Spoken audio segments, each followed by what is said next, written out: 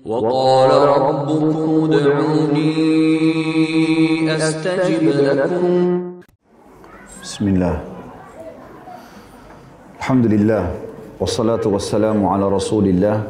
Segala puji dan puja kehadirat Allah subhanahu wa ta'ala. Juga salawat dan taslim pada Nabi besar Muhammad sallallahu alaihi wasallam. Kita akan melanjutkan bedah buku kita insyaAllah. Beginilah mendidik atau seharusnya mendidik anak sesuai dengan Al-Quran dan Sunnah. Dan kita akan masuk pada pagi ini materi pendidikan yang ketiga dari rukun Islam, yaitu puasa Ramadan. Puasa sebagaimana saya bahasakan di banyak pengajian teman-teman sekalian, jangan dianggap sebagai sebuah beban. Tapi puasa itu justru kalau bahasa supaya mudah difahami ya, itu servis badan. Jadi seperti kalau mobil, motor, ya kita masukkan ke bengkel, gimana sih dia pada saat habis diservis? Suaranya jadi halus, enak dipakai gitu ya. Maka seperti itu kurang lebih Ramadan itu servis badan. Setelah 11 bulan Bapak Ibu menggunakan badan ini non-stop. Ya kita makan pedas, manis, asin, panas, dingin, segala macam. Karena kita biasa di Indonesia, makan bakso panas, habis itu minum setelahnya es campur, dingin. Nah, itu udah biasa. Secara medis pun sebenarnya masalah ini. Giginya habis kena panas, kena dingin. Tapi kan kebiasaan kita pakai seperti itu misalnya. Atau mungkin kita tidak tahu makanan ini higienis atau tidak. Kita main beli di pinggir jalan segala macam, kita nggak tahu dia pakai air yang bersih kah atau enggak. Kan badan ini jadi butuh diservis, bercampur baur antara minyak yang berbahaya bagi tubuh atau kotoran atau bakteri. Nah puasa itu sebenarnya fungsinya untuk itu. Jadi kita stopin sekarang makan dan minum dari pagi sampai malam. Malam pun buka puasanya kita dianjurkan hikmah syar'inya tidak boleh banyak makan. Boleh makan tapi jangan kagetin. Dan Allah telah membuat kita pada saat buka puasa walaupun seharian nggak makan, kita nggak bisa makan banyak. Dan Nabi SAW mengatakan sebaik-baik makanan kalian pada saat berbuka adalah kurma. Sebaik-baik makanan kalian pada saat sahur adalah kurma. Nabi nggak bilang daging, ayam kah, ikan. Nah, Nabi bilang kurma. Kok kenapa kurma gitu kan? Supaya kita terapi diri kita, fokus ke makanan-makanan yang sehat sekarang. Terutama kurma ini karena memang penelitian membuktikan satu butir kurma akan memenuhi 6% dari kebutuhan harian kita. Jadi kalau kita 6% ya, kalau kita makan kurang lebih 20 butir kurma itu, atau 15 butir sampai 20 butir, kita sudah penuh semua hajat kita seharian. Nah, kita rasa kalau kita buka puasa makan 3 butir kurma udah kenyang rasanya. Nah, memang dia sangat bermanfaat dan dia memenuhi kebutuhan kita. Semua kandungan yang dibutuhkan dalam bentuk nutrisi buat tubuh ada pada kurma. Itu saya pernah ikutin penelitiannya sendiri, disurvei oleh beberapa dokter, diantaranya ada Dr. Abdul Daim dari Mesir. Semoga Allah jaga. Beliau sering menyampaikan tentang keajaiban yang disebutkan dalam syariat, baik Al-Quran ataupun Sunnah, berhubungan dengan masalah kesehatan, karena dia dokter gitu. Jadi saya sering ikuti cuplikannya, dia jelaskan juga, dan ada surveinya, penelitiannya, begini dan begitu. Dan itu sangat bermanfaat.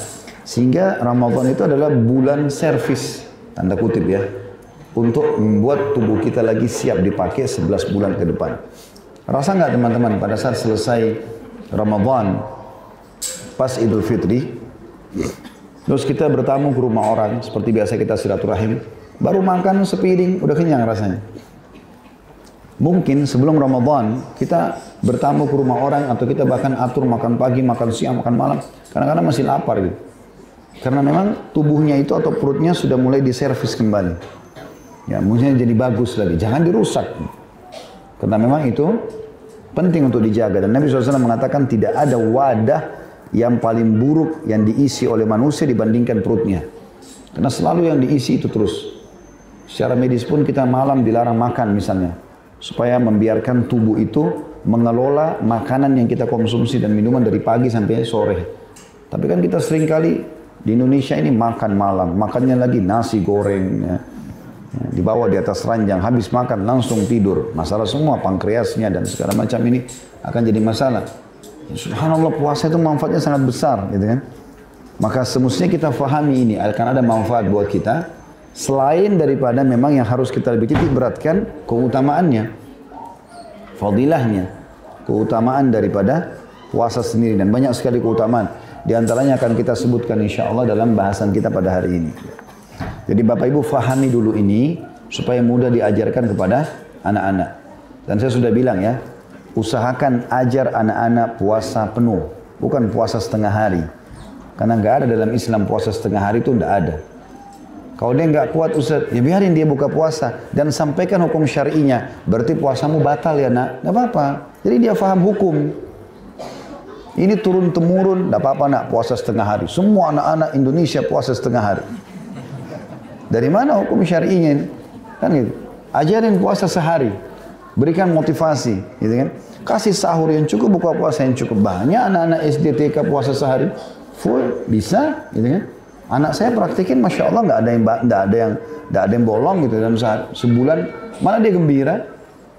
Kadang-kadang orang tuanya ini tanda kutip menjadi setan manusia. Jangan nak, kamu nanti tidak bisa, tidak usah. Aneh betul. Ada di antara kerabat kami begitu, anaknya masya Allah puasa terus Senin Kamis. Ibunya yang datang, nak kau nggak lapar? Nak nanti nggak apa-apa. Jadi dia yang goda. Saya sampai bilang ini kenapa ibunya yang jadi setan dia nih. Mestinya ibunya yang nasihati gitu kan. Walaupun kami sambil bercanda di lingkungan keluarga gitu, tapi saya bilang seperti itu. Ya, anak ini masya Allah biarin support dia untuk ibadah gitu. Ini malah tidak digodain. Jadi berikan. Tapi kalau dia tidak tahan, ibu, ayah saya sudah nggak tahan, makan nak nggak apa-apa. Tapi ingat ya, puasamu batal loh hari ini. Gitu. Itu kan penjelasan hukum syariah yang benar. Jadi dia tahu orang kalau makan minum batal. Jangan dia tumbuh besar faham, oh kalau sampai jam 12 siang udah boleh makan. Jadi itu terekam di bawah alam sadarnya gitu. Dari mana kita tahu sampai besar dia tidak faham seperti itu? Allah Subhanahu wa taala menyebutkan tentang masalah puasa ini dalam surah Al-Baqarah ayat 183 sampai 184. A'udzu billahi minasyaitonir rajim. Ya ayyuhalladzina amanu kutiba alaikumus siyamu kama kutiba alal ladzina min qablikum la'allakum tattaqun. Ayyaman ma'dudat. فمن كان منكم مريضا أو على سفر فعدة من أيام أخر وعلى الذين يطيقونه فدية طعام مسكين فمن تطوع خيرا فهو خير له وأن تصوموا خير لكم إن كنتم تعلمون. Wahai orang-orang beriman, diwajibkan atas kalian berpuasa sebagaimana diwajibkan atas orang-orang sebelum kalian agar kalian bertakwa. Artinya berpuasalah supaya kalian capai tingkat ketakwaan itu sendiri. Yaitu beberapa hari tertentu saja. Selama 12 bulan, 1 bulan saja. Maka barang siapa di antara kalian yang sakit, ini keringanan atau dalam perjalanan, lalu dia tidak berpuasa karena musafir atau sakit, maka wajib mengganti sebanyak hari-hari yang dia tidak berpuasa itu pada hari-hari yang lain. Maksudnya selain Ramadan. Dan bagi mereka yang berat menjalankannya, wajib membayar fidyah. Orang sudah tua sekali, udah nggak bisa lagi puasa, atau orang kena penyakit kronis yang tidak diharapkan kesembuhannya, udah susah sekali gitu. Maka di situ dia boleh bayar dengan fidyah. Yaitu fidyah itu, maknanya fidyah, yaitu memberi makan seorang miskin. Tetapi barang siapa yang dengan kerelaan hati mengerjakan kebajikan, maka itu lebih baik baginya. Maksudnya dia berusaha tetap puasa. Dan puasa kalian itu lebih baik bagi kalian jika kalian mengetahuinya. Saksi bahasan kita adalah perintah Allah, kutiba alaikumus siyam. Diwajibkan bagi kalian puasa. Jadi supaya kita mau jalankan kewajiban ini, cintai dulu. Tahu dulu apa manfaatnya buat saya. Wajar itu. Saya bilang kalau Bapak Ibu mau termotivasi ibadah, cari tahu. Allah kasih apa sih kalau saya kerjakan ibadah ini? Misal kita mau rajin sholat, baca janji Allah di sholat itu. Supaya kita tahu, oh saya sholat ternyata dapat ini ya. Kan kita bahas di bab sholat. Bagaimana kalau di depan rumah seseorang terkadang ada sungai yang mengalir dengan deras. Kalian mandi 5 kali sehari. Ada kotoran di badannya? Kata para sahabat tidak ada ya Rasulullah. Kata Nabi SAW begitu perumpamaan 5 waktu sholat. Membersihkan dosa-dosa kalian. Oh ternyata saya dapat pembersihan dosa. Awal amal dihisab hari kiamat adalah sholat. Kalau baik maka baiklah semuanya. Beruntunglah dia, kalau buruk maka rugilah dia. Oh ternyata dapat itu. Seterusnya. Gitu ya. Semua ibadah begitu. Tidak ada ibadah teman-teman yang tidak ada janjinya. Allah kasih bahasa ceramahnya fadilah. Jadi cintai dulu ibadah itu, tahu apa yang kita dapatkan. Maka kita akan termotivasi untuk mengerjakan. Begitu juga kita pada saat motivasi kepada anak-anak kita. Kita harus mendahulukan janji Allah sebelum ancaman.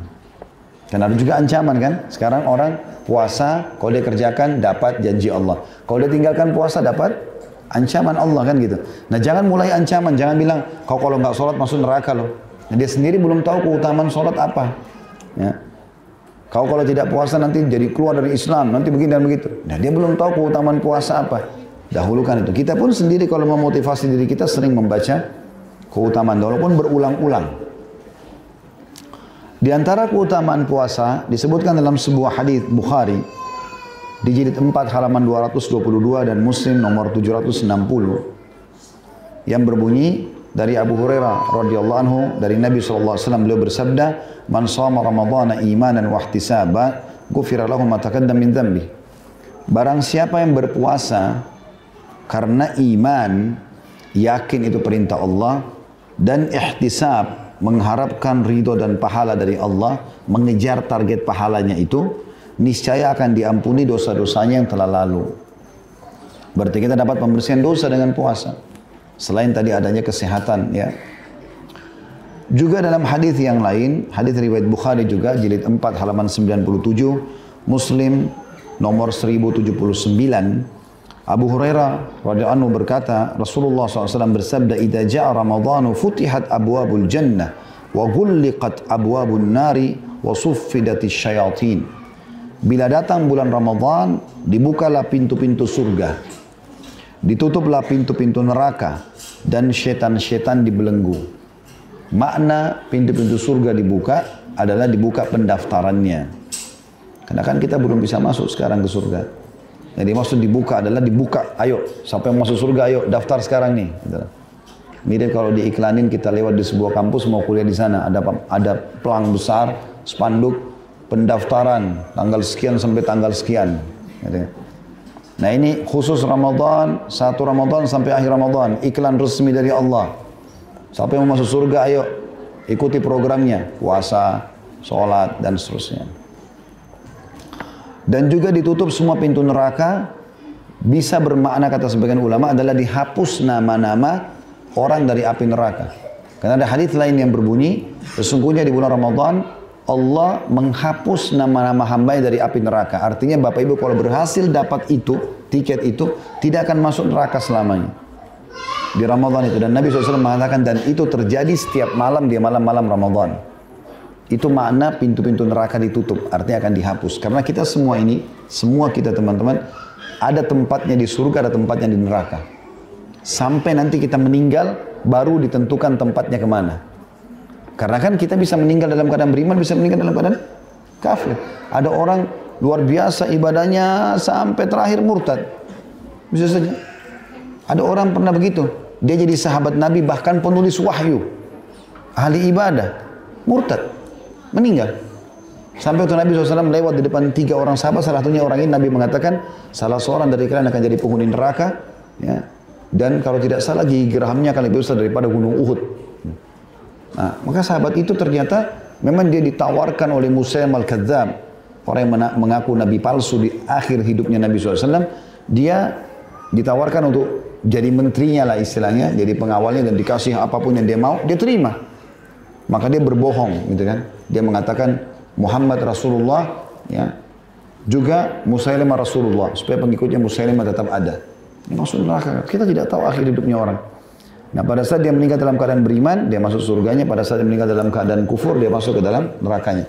Kalau seseorang meninggal dalam keadaan banyak dosa, wa na'udzubillah, tidak sempat taubat, kalau dia harus masuk neraka, dia masuk nerakanya dulu, setelah bersih baru masuk ke dalam surganya. Gitu.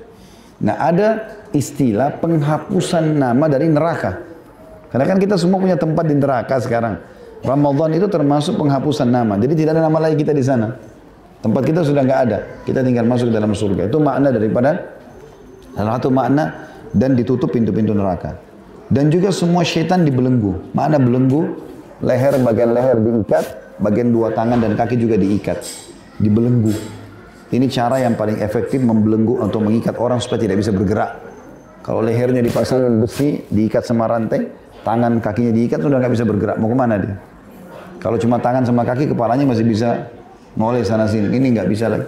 Dibelenggu artinya tidak bisa bergerak. Tapi ingat, tetap masih bisa ngomong orang yang dibelenggu. Tetap masih bisa melihat. Jadi kalau ada yang bilang, kok Ramadan Ustaz masih ada orang buat dosa? Ya iya, itu berarti nandakan kelemahan iman yang luar biasa. Karena syaitan nggak gunakan tangan sama kaki pun bisa goda dia gitu. Nah, ada memang orang subhanallah sahibnya syaitan itu. Temannya syaitan. Syaitan nggak usah goda. Azan, dengar nggak? Dengar dia nggak sholat. Syaitan, oh ini memang CS saya. Teman. Jadi syaitan hanya goda orang yang mau sholat. Makanya kata Nabi SAW, kalau terdengar azan, syaitan lari sambil mengeluarkan angin. Ya. Mencari tempat yang tidak terdengar azan. Kemudian dia akan kembali setelah itu antara azan iqamah untuk menggoda orang yang mau sholat. Yang nggak mau sholat nggak digoda lagi, sudah temannya syaitan. Kemudian kalau diiqamahkan sholat dia lari lagi. Setelah itu dia akan kembali menggoda orang yang sedang sholat. Memang yang digoda orang yang mau mengerjakan. Yang tidak mau sudah temannya syaitan. Di dunia berteman, di akhirat pun sama-sama di neraka. Naudzubillah. Nah di sini dibelenggunya bermanfaat sekali bagi orang-orang yang beriman. Karena sudah tidak ada sama sekali bisikan lagi gangguan. Mereka akan semangat melakukan ibadah-ibadah. Makanya Ramadan banyak orang jadi baik, gitu kan? Seperti itulah. Hadis yang lain dari Abu Sa'id Al-Khudri radhiyallahu anhu bahwa Rasulullah SAW bersabda, "Ma min 'abdin yasumu yawman fi sabilillah illa ba'adallahu bidzalikal yawmi wajhahu 'anil nari 70 kharifa." Tidaklah seorang hamba berpuasa sehari saja di jalan Allah, melainkan Allah akan jauhkan wajahnya dari neraka disebabkan hari tersebut sejauh 70 tahun. Riwayat Bukhari, jilid 6 halaman 35, Muslim nomor 1153. Ini kalau hadis ini lebih umum ya. Masuk puasa Ramadan, masuk puasa wajib, masuk juga puasa sunnah. Puasa apapun yang teman-teman lakukan, kayak hari ini misalnya Anda puasa Kamis, Masya Allah, maka puasa ini juga sama. Sehari ini bisa menjauhkan dari api neraka 70 tahun. Asal dilakukan ikhlas karena Allah subhanahu wa ta'ala. Itu kalau puasa sunnah, puasa wajib lebih pantas untuk mendapatkan keutamaan ini ya. Tapi tadi kan hadis-hadis sebelumnya lebih fokus ke puasa Ramadan. Nah kalau ini lebih umum hadis yang baru kita bacakan. Kemudian hadis selanjutnya tentang keutamaan juga masalah puasa. Dari Sahal bin Sa'ad radhiyallahu anhu, dari Nabi SAW beliau bersabda, "Inna fil jannati baban, yuqalu lahu ar-rayyan, yadkhulu minhu as-sa'imuna yawmal qiyamah. La yadkhulu ahadun minhu ghairuhum. Yuqalu aina as-sa'imun fayaqumun la yadkhulu ahadun ghairuhum fa idza dakhalu ughliq falam yadkhul minhu ahad." Sesungguhnya di surga ada sebuah pintu yang bernama Ar-Rayyan yang akan dimasuki oleh orang-orang yang berpuasa pada hari kiamat, di mana tidak ada seorang pun yang memasukinya selain mereka. Dikatakan, di manakah orang-orang yang berpuasa?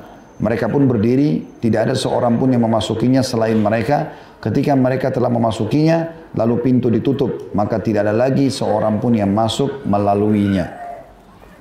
Hadis ini riwayat Bukhari jadi 4 halaman 95, Imam Muslim nomor 1152. Ya. Yang dimaksud dengan pintu khusus puasa, ini dirincikan dengan hadis yang lain ya. Jadi pernah Nabi SAW mengatakan, setiap amal itu ada pintunya. Sholat ada pintunya, namanya pintu sholat. Ada pintu jihad, ada pintu sedekah, ada pintu puasa. Dan puasa disebutkan namanya pintu Ar-Rayyan. Jadi hampir semua ibadah ini memang punya pintu-pintu gerbang. Di dalamnya itu ada kem-kem istana. Ada semacam komplek-komplek perumahan gitu kan, komplek istana. Nah Abu Bakar sempat tanya, "Ya Rasulullah, apakah ada orang yang dipanggil dari semua pintu itu?" Kata Nabi SAW, "Iya, dan aku berharap kau termasuk."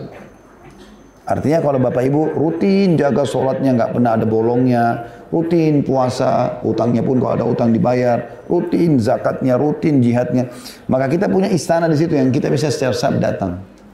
Ya. Jadi di surga itu kita bisa punya banyak sekali istana. Ya. Tergantung juga dengan amal-amal apa yang kita kerjakan. Itu yang dimaksud di sini. Ya. Kata beliau, mulai menjelaskan setelah dalil-dalil tadi Al-Quran dan Sunnah, puasa adalah ibadah rohani dan jasmani. Secara rohani, kita mendekatkan diri kepada Allah Subhanahu Wa Taala. Karena ini ibadah Allah perintahkan. Tadi Al-Baqarah menjelaskan masalah itu. Ya, juga hadis Nabi SAW. Juga secara jasmani sudah kita jelaskan tadi di awal, bagaimana sehatnya orang yang puasa karena dia ya sudah menyervis dirinya, tanda kutip di sini, supaya jauh lebih sehat ya, jauh lebih mengontrol makanan dan minuman yang masuk ke dalam tubuhnya. Dengan berpuasa, seseorang atau seorang anak belajar berbuat ikhlas yang hakiki karena Allah Ta'ala dan merasa diawasi olehnya, oleh Allah di saat tersembunyi. Jadi ini poin perlu digarisbawahi, saya pernah berbagi itu, setiap kali bapak ibu didik anaknya, selalu bilang, Allah yang suruh, Allah yang larang. Jangan bilang, ayah marah ya, ibu marah ya kalau kau tidak puasa. Itu bukan pendidikan itu. Jadi kalau kita tidak ada, dia nggak lakukan. Ya. Tapi kalau kita bilang Allah, dan anak-anak itu masih dalam keadaan fitrah, dia udah langsung faham, connect sebenarnya. Connect itu. Ya. Saya bahasakan itu ke anak-anak saya berulang kali, saya dengar sendiri. Allah perdengarkan melalui lisan mereka, mereka mengatakan, ya Allah larang loh, Allah marah loh, nanti Allah nggak kasih, nanti begini dan begitu. Maka saya pernah ajarin sekali aja masalah sedekah, berbagi nak. Ya, karena nanti Allah akan ganti. Orang yang sedekah itu dia akan diganti rezekinya oleh Allah. Itu saya dengar sendiri. Adik kakak anak saya membicarakan masalah itu. Nggak boleh pelit loh, nanti Allah ganti sedekah. Walaupun dia minta adiknya punya.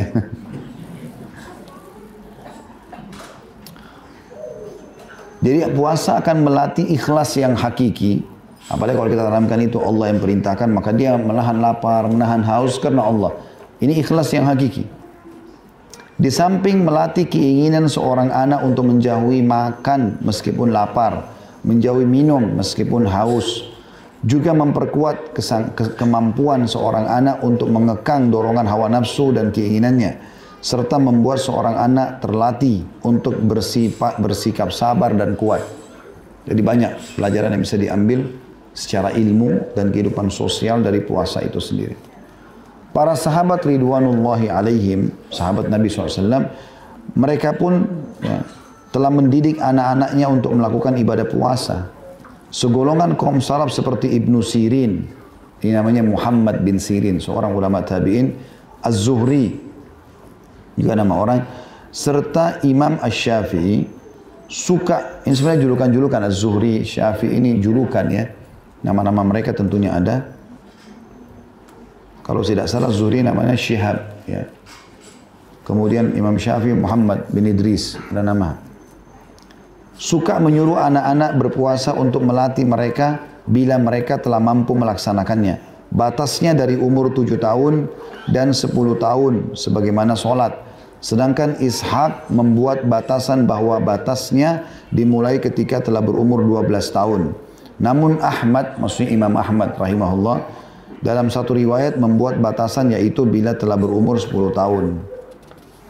Artinya khilaf di antara ulama kapan kita mulai suruh puasa. Tapi kalau anak sudah mulai mau ikut 5 tahun, 6 tahun pun silahkan. Jadi kan, lakukan itu. Apalagi dia sendiri yang minta ya. Al-Auza'i berkata, bila seorang anak telah mampu berpuasa 3 hari berturut-turut dengan tanpa terasa lemah, maka dia sudah mulai disuruh puasa. Ya. Tentu teman-teman kita kasih nutrisi yang cukup ya. Karena anak-anak memang jiwa konsumsi nutrisinya besar. Karena mereka sangat aktif. Bergerak, loncat, main gitu kan. Dan mereka tidak ada beban pikiran. Oh nanti kalau saya main nih haus gitu.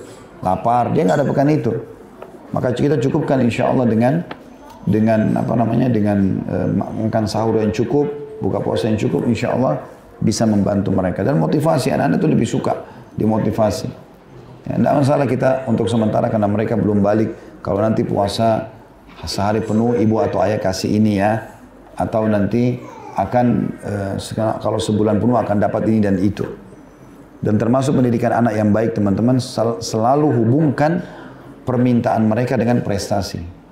Kalau dia minta motor, dia minta mobil, dia minta baju, dia minta apa saja dia minta. Oke, syaratnya. Coba store surah ini misalnya. Syaratnya kamu sholat 5 waktu di masjid. Syaratnya kamu puasa Ramadan sebulan penuh. Dan itu fasilitas masih bergantung pada orang tuanya. Kapan dia langgar, maka tidak dikasih itu. Ditahan. Sehingga dia selalu termotivasi untuk mengerjakan itu. Dan dikatakan salah satu ulama, ya, salah seorang ulama yang bermadzhab Maliki berkata, bila anak-anak telah mampu berpuasa, maka mereka harus disuruh puasa. Bila mereka berbuka sebelum waktunya tanpa udzur, maka mereka wajib mengqadha'nya. Ya, ini disebutkan atau dinukil dalam Fathul Bari Syarah Sahih Bukhari. Ya, maksudnya Fathul Bari nama buku yang mensyarah menjelaskan lebih jauh tentang kitab Sahih Bukhari. Dan di antara perhatian, jadi maksudnya dalam mazhab Malikiyah, sebagian ulama yang mengatakan kalau anak itu sudah mulai mampu puasa, kayak misalnya 10 tahun misalnya umurnya, kapan dia batal? Misal dari 1 bulan dia nggak puasa 3 hari, wajibkan dia untuk membayar di luar Ramadan supaya dia tahu hukum. Walaupun belum ada taklif, belum ada catatan dosa ataupun pahala buat dia gitu. Dan di antara perhatian para sahabat ridwanullah alaihim terhadap pengajaran puasa kepada anak-anak, mereka membuatkan mainan buat mereka saat mereka berpuasa agar mereka terhibur dengannya sehingga tidak merasakan lamanya siang hari. Jadi selama itu perbuatan-perbuatan mubah lakukan, gitu kan, supaya mereka tidak merasakan waktu yang berlalu. Al-Bukhari dan Muslim meriwayatkan dari Ar-Rubayyi' binti Muawwidh radhiyallahu anha, dia berkata Rasulullah SAW mengirim seseorang pada pagi hari Ashura untuk pergi ke kampung-kampung orang Ansar seraya menyerukan, barang siapa pada pagi hari dalam keadaan berpuasa, maka sempurnakanlah puasanya. Dan barang siapa pada pagi hari dalam keadaan tidak berpuasa, maka berpuasalah pada sisa harinya itu. Maka setelah itu kami berpuasa dan membuat anak-anak berpuasa. Kami pun pergi ke masjid lalu kami buatkan mainan dari ihil. Yang dimaksud dengan ihin adalah, ada foto nomor 35, bulu. Bulu disatukan, dibuat seperti mainan supaya mereka tersibukkan dengan itu. Bila salah seorang di antara mereka ada yang menangis karena meminta makanan, kami pun memberikan makanan itu kepadanya hingga hari menjelang berbuka. Jadi cara bagaimana mereka mendidik anak-anak mereka, gitu kan. Yang dimaksud dengan potongan hadis pada hari Ashura 10 Muharram, ini kan puasa sunnah. Waktu awal diperintahkan umat Islam untuk puasa, Nabi SAW menggunakan sebuah cara atau menyampaikan kepada para sahabat, siapa yang berpuasa, suruh mutar seseorang, siapa yang berpuasa hari ini, pas hari Ashura, dia niatkan puasanya Ashura. Siapa yang sudah terlanjur makan, karena ini awal turun syariat, maka tetap boleh dia niat puasa walaupun bukan di waktu subuh. Khusus di waktu itu saja. Jangan ditarik hukum ini kepada setiap puasa, gitu kan? Karena kita kan kalau sudah lewat waktu azan subuh, kita kalau makan lagi ya nggak boleh kecuali lupa. Tapi kalau awal disyariatkan ini, yang dimaksud dengan hadis ini kan Rasulullah SAW mengirim seseorang pada pagi hari Ashura, tanggal 10 Muharram, untuk pergi kampung-kampung orang Ansar seraya menyerukan, barang siapa yang pagi harinya dalam keadaan berpuasa maka sempurnakan puasanya, dan barang siapa pada pagi hari dalam keadaan tidak berpuasa, sudah sempat sarapan, maka berpuasa pada sisa harinya ini. Kenapa disuruh puasa? Karena itu hari pertama disyariatkan puasa itu. Makanya boleh orang langsung terapkan walaupun dia sudah makan pagi. Tapi ini tidak berlaku di puasa-puasa sekarang. Kayak zaman kita sekarang sudah tidak lagi karena sudah tersyariatkan, gitu kan. Tetap berlaku hukum-hukum yang berlaku dalam hadis-hadis yang sahih. Disuruh kita berhenti oleh Nabi SAW makan pada saat terdengar azan subuh. Dan saksi bahasan kita adalah bagaimana para sahabat mengajak anak-anak mereka untuk berpuasa dan disibukkan dengan permainan-permainan yang mubah. Al-Hafidh Ibnu Hajar memberikan komentar, dalam hadis tersebut terdapat hujjah tentang disyariatkannya melatih anak-anak berpuasa sebagaimana sudah disebutkan sebelumnya. Karena anak-anak yang disebutkan dalam hadis ini belum sampai umurnya. Tentunya mereka bukan mukallaf dalam kurung orang yang dikenakan kewajiban. Namun hal itu dilakukan hanya untuk melatih saja. Ya, ini disebutkan juga dalam Fathul Bari, Syarah Sahih Bukhari di jilid 5, halaman 104 dan 105. Para sahabat juga mengumpulkan anak-anaknya sambil berdoa kepada Allah Ta'ala ketika hendak berbuka. Karena mengharap ya, dikabulkan doa di waktu yang berkah lagi mustajab itu.